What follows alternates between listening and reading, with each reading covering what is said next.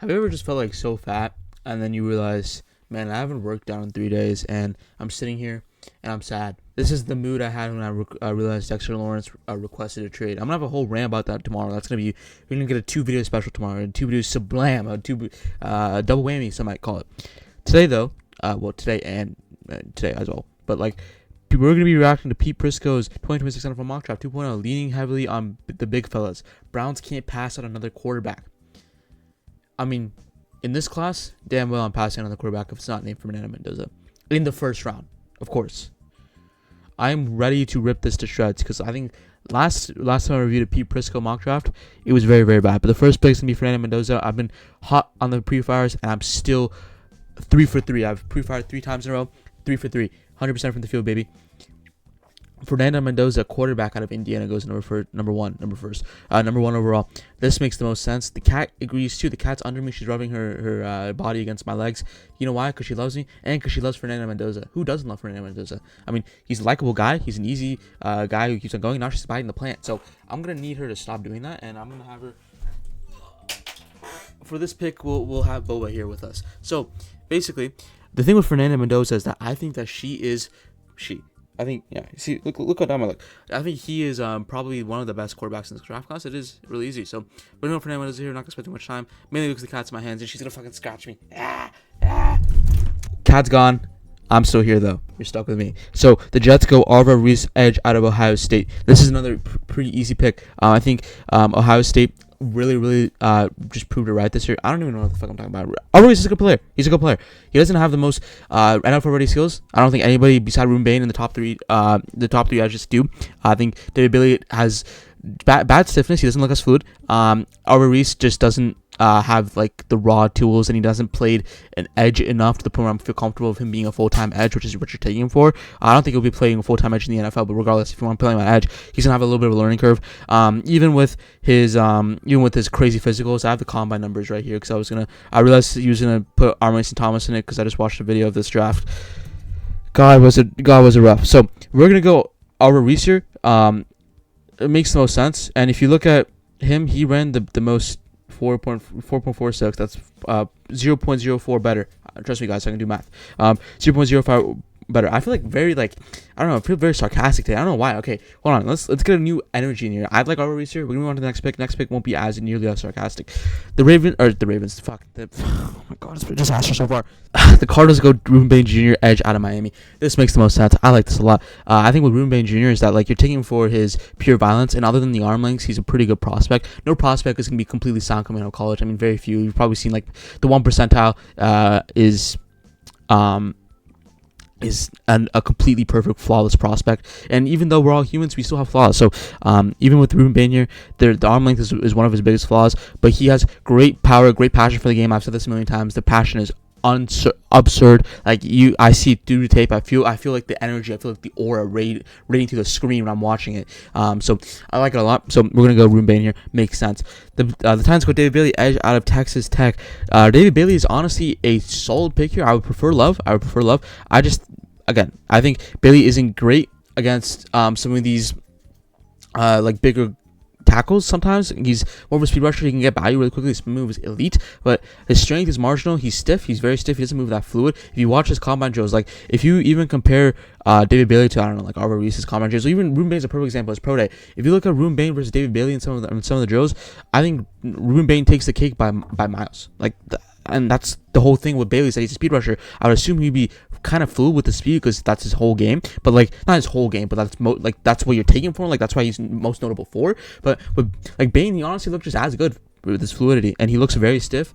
Bailey looks very stiff, and like I don't know how I feel about it. So we're gonna go David Bailey here. It's again not a bad option, but like I don't know. I just think that I'm leaning more towards Love towards this pick.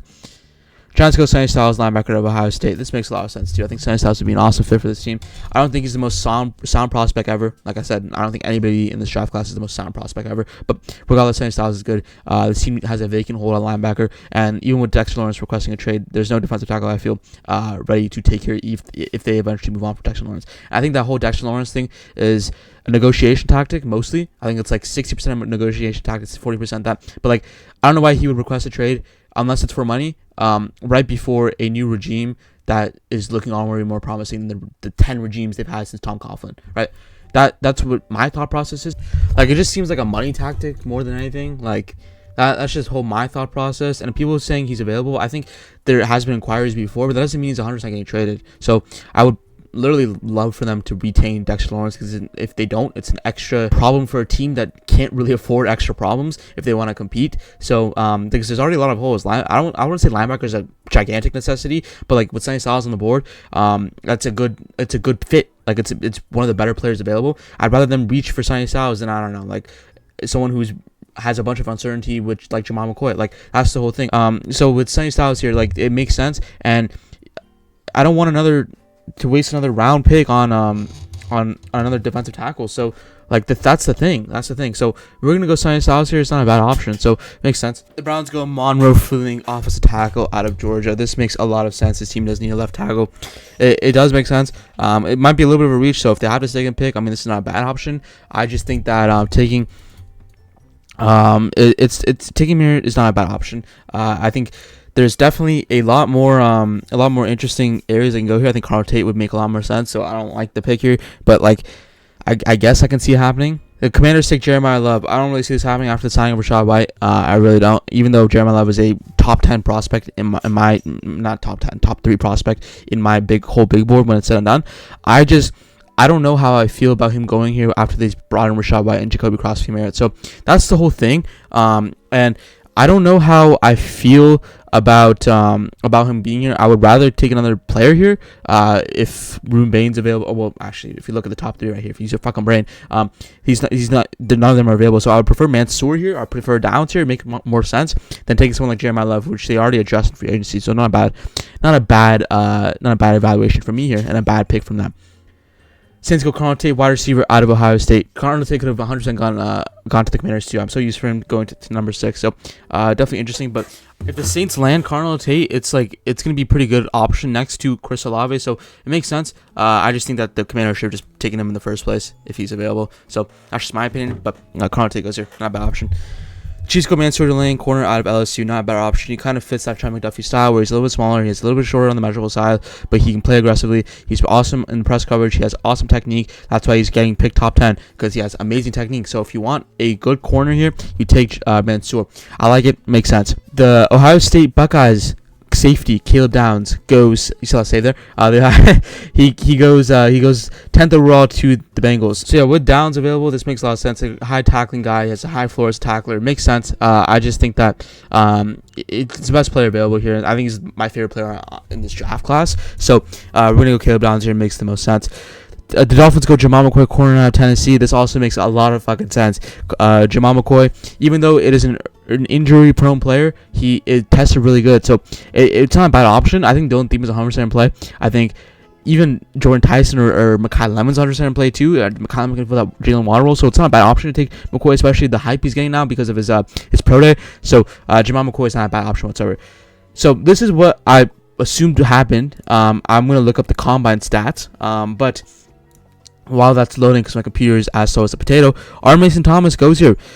I honestly hate this pick. Like, if you're taking R. Mason Thomas here, what's the thought process? He tested poorly at the combine. That's gonna hurt his stock.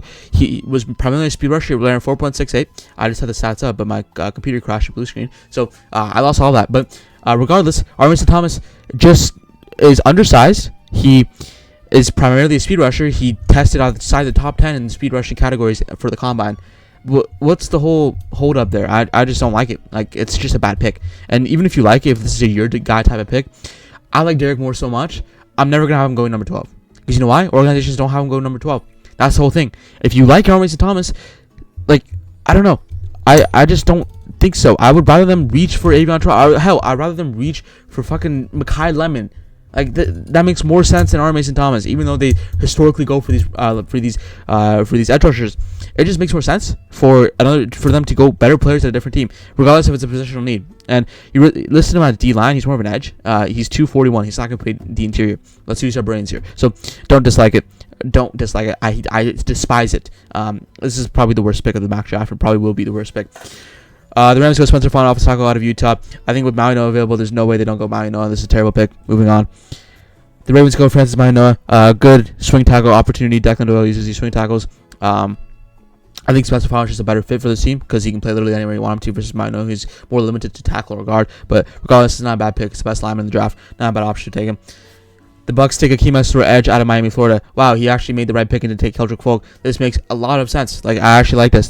This makes sense because they get an instant premier edge rusher for a team that, or not a team, but an organization that needs to win now. So if you take Akeem here, you get high rushing impact right now to get to the quarterback, which they lacked last year, and they also get a pretty good option just out of the gates immediately. So not a bad option other than the age. But if you're not talking about age, we're talking about a top 10 pick.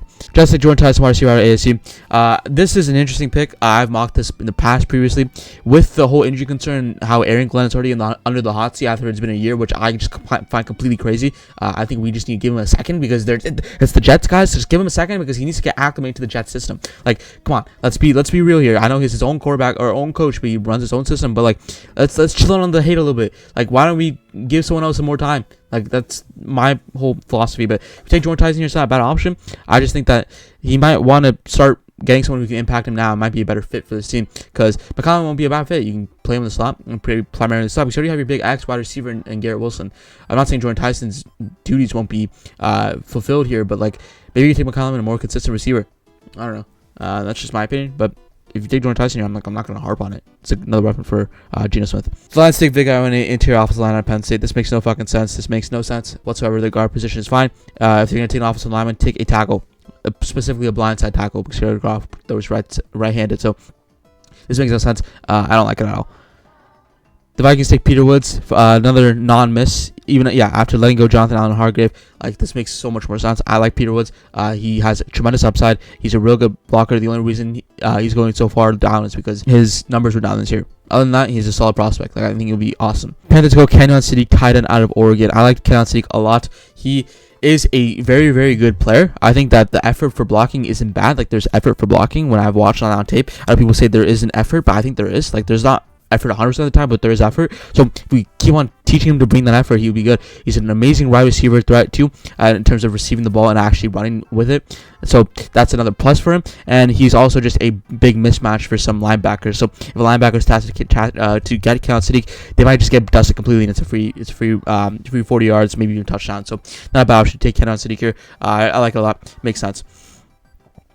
Cowboys go Avon Terrell, corner out of Clemson. I would much rather him go Avon Terrell at 12 and get someone like Keldrick Folk, TJ Parker, just someone else other than R. Mason Thomas. I would even rather take Cassius Howell because he at least ran good as a combine. I would rather him do that than take R. Mason Thomas at pick 12. But let's move on from that because that was 8 picks ago. But regardless, the Cowboys go Avon Terrell here. This makes a lot of sense. A very hyper active and very aggressive corner. If it's a scheme, I like it. I think their defensive backs coach will have a field day with this one, and their defensive coordinator is a former defensive backs coach anyway, so he'll have another field day with this too.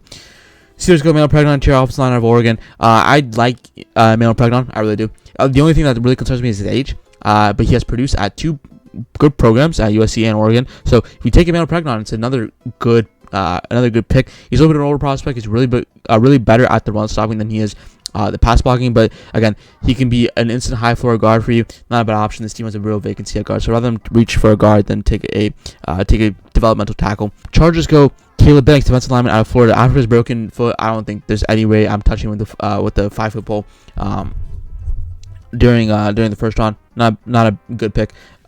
The Eagles go Max Sinatra, offensive tackle out of ASU. This makes sense. A little bit more developmental tackle after Lane Johnson's whole injury history and even his age. If you take Max Sinatra, a real developmental tackle, but he can play a real studness. But have a real stud to him. Like, he's gonna be a good tackle if you develop him correctly. So hopefully they hit on this pick and eventually get the offensive tackle of the future because he has all the tools to be one.